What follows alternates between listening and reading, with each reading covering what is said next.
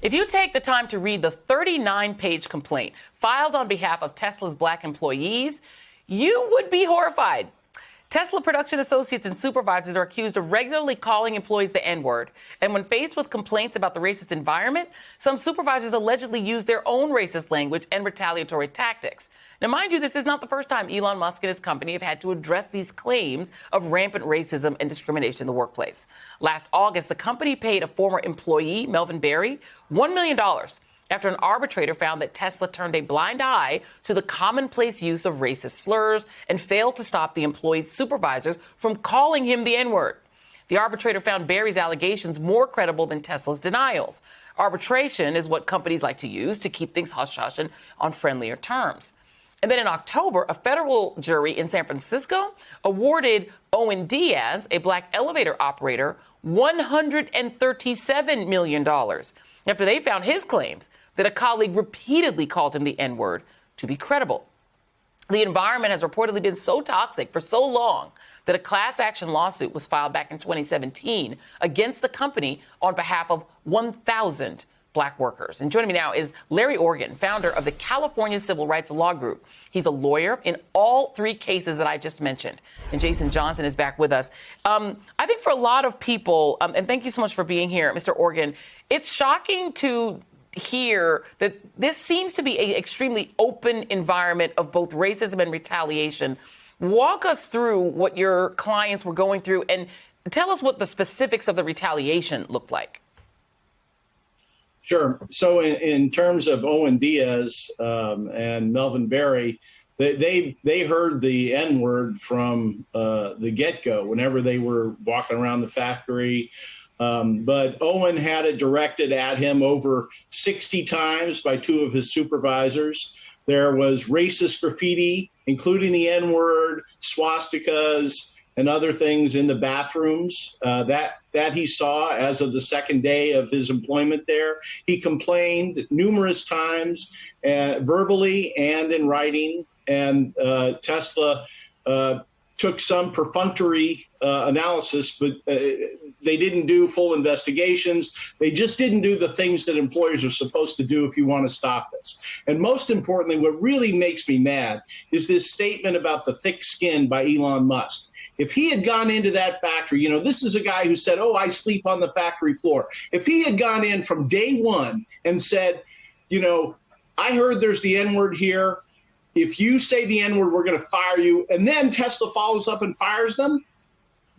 It stops there. But that hasn't happened. And that's what's so infuriating is that thousands of black workers have been called the N-word, subjected to all kinds of racist taunts and retaliation, as you pointed out in the DFEH complaint. And nothing is done to stop it. So very, very disappointing. And, Jason, there's a bit of this sort of tech bro culture thing that I think is happening here, too. So just some of it to go very quickly. Tesla refused to attend mediation at one point when DFEH wanted them to attend. They were like, no, we're not going to do it. The same department found that black workers were being taunted, as we just heard. And then when they complained, they were said, well, they're aggressive, they're threatening, they would get in trouble. They would be accused of coming in late and saying, oh, we're going to use that to sort of deny you opportunity. I mean, literally, it seems that the culture inside of Tesla was suck it up, and if you say anything, we're going to retaliate against you. And here's the other thing, Joy. It's like Tesla, Elon Musk has this image of himself. He's like, I'm the real Tony Stark. No, he's more Dr. Doom, right? He's more vicious and mean and bullying. Because here's the thing. You hear about this with Tesla. Do you think somebody could get away with this at Ford? Do you think somebody could get away with this at Honda? No. The people who are there know I can act the fool in this particular environment. And when it goes up the ladder, nothing is going to happen to me. Some of these complaints are ridiculous. I mean, for someone to have swastikas and KKK in a break room, and it takes months for it to be scrubbed down, allegedly. For someone to be called the N-word multiple times, so much that they can count. You don't say I got called the N-word 60 times if you weren't counting past 23 or 24. So all of this really falls into his lap, and he has made it clear that as much as he wants to present himself as this cool guy, he is perfectly comfortable with a hostile work environment. And then now they're moving to Texas, Mr. Organ. So talk about that, because, I guess it could be seen by some as an attempt to escape accountability by getting out of the state of California, where he is facing this pretty aggressive lawsuit, to what he might believe is a more permissive environment. What are your thoughts on that?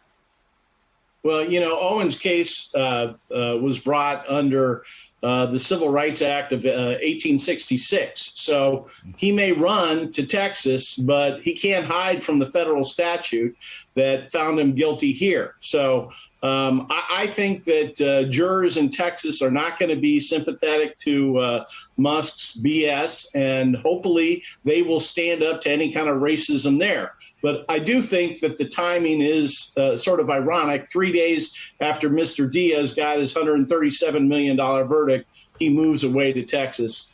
Kind of chicken, if you ask me. But it could be. Tesla's response, by the way, to the class action lawsuit back in 2017, attacking you, it said at Tesla, we would rather pay 10 times the settlement demand in legal fees and fight to the ends of the earth than give in to extortion and allow this abuse of the legal system. That was their response to you, Mr. Organ. Your thoughts? Well, I'd rather be called an extortionist by Elon Musk for standing up for African-American workers than maybe anything else. I wear that as a badge of honor. So bring it on, Elon. No one here is scared of you. Me and my co-counsel, Brian Schwartz, we're fighting you in that class action. My co-counsel in the Diaz trial, he filed another case against Elon. So Bernard Alexander is his name. So, we're not scared. And, bring it, right? I know it's a sad thing, but I think because he has so much money and because Tesla is such a wealthy company, they think they're above the law. And the one great thing about America is the jury system, as our founders decided, is a check on power. And this is a check on Elon Musk. And quickly, Jason, because we are in this culture where states like Florida are trying to do these anti-woke act things, which would literally prohibit a company like Tesla from even trying to fix it. Because this idea is that the problem is people complaining about racism, not racism. Right, exactly. I'm struck, Joy, honestly, by do you know how much the abuse has to be for a door person to get $137 million? Hello? Like $137 million. Like, what is this Calvin Candy, like forcing black people to fight? Like, how gross environment this is. But it is something to be concerned about when you have these states that basically want to become safe havens for racism, right? They're going to say, oh, we're attractive not just to business because of low taxes, but also we won't tax you for bigotry. We won't talk to you. We haven't even talked about the sexism issues that they've also had at Tesla. So that is something that should be a concern. He should not be able to basically state hop in order to engage in a kind of abuse, alleged abuse that this company's been engaged in. Yeah, and unfortunately, as you said, there are states that are trying to set themselves up, a.k.a. free state of Florida, and saying, bring that here. We're okay with that here. And that is sad because there are people there who deserve to be treated better as well. Larry Organ, Jason Johnson, thank you both very much.